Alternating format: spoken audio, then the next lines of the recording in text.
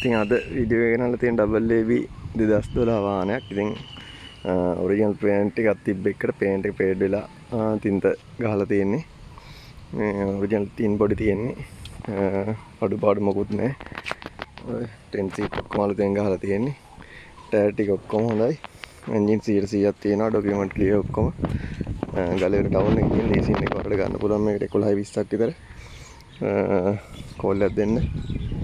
ගලේර town එකෙන් බලන්න පුළුවන්. අඩුපාඩු මොකුත් නැහැ. ටයර් ටික ඉඳන් බැටරි ඔක්කොම හොඳයි.